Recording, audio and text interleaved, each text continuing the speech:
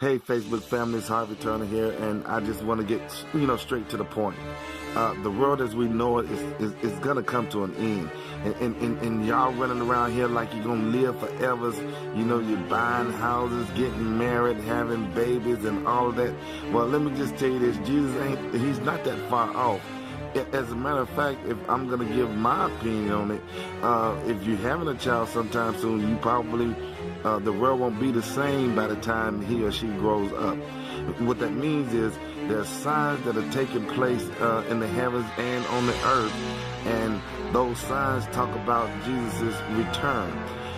Now, look, I know your pastor didn't talk about the blood moon yesterday in the morning service. He probably said something to make you jump up and down and shout and clap your hands and sweat and run up and down the aisles and jump on the pews and all of that.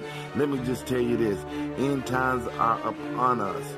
Now, I'm just going to go, through a few scriptures so that you'll understand that you need to start watching and praying and get your mind right, because Jesus is on his way. And when he gets here, he's coming with vengeance. And that's why you have this blood moon, because Jesus is coming with vengeance. Listen, turn to Genesis 1, verse 14. Let me tell you what that says. It says, "And God said, let there be light in the firmament of the heavens to divide the day from the night, and let them be for signs and for seasons and for days and for years." The particular point I want you to understand is he said that that there's going to be signs that are given so that we'll know when Jesus shall return. That's what you're going to find in Genesis chapter 1, verse 14. I'm going to go over to, let's go to Joel. Joel, the second chapter, and we're going to just start reading at verse 27 so that you'll understand what we're trying to say here.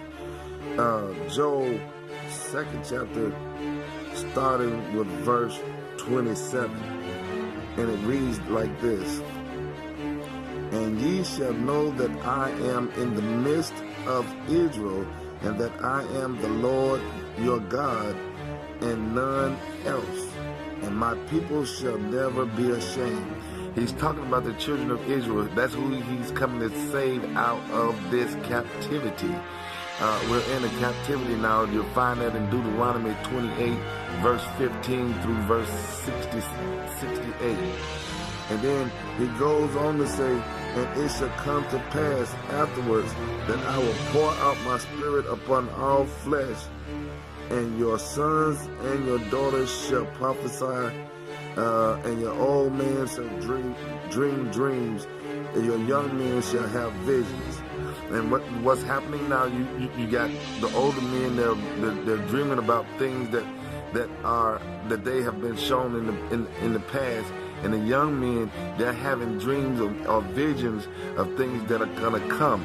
They're starting to see race wars. They're starting to see riots. They're starting to see fire. They're starting to see nuclear warheads flying over the heads.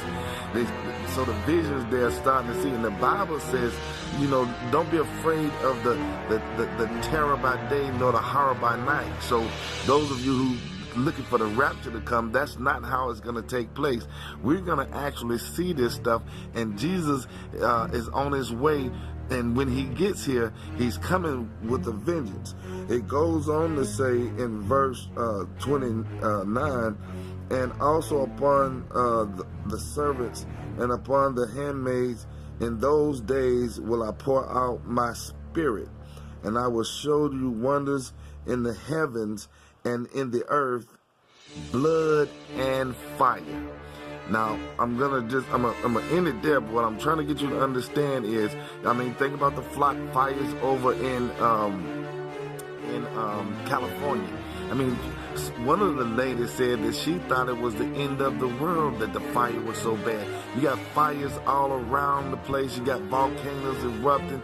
You got a whole lot of stuff that's going to take place. I want you to get your mind right, because Jesus is on the way, and y'all sitting around here waiting for, the rapture, that's not going to happen. Jesus is coming.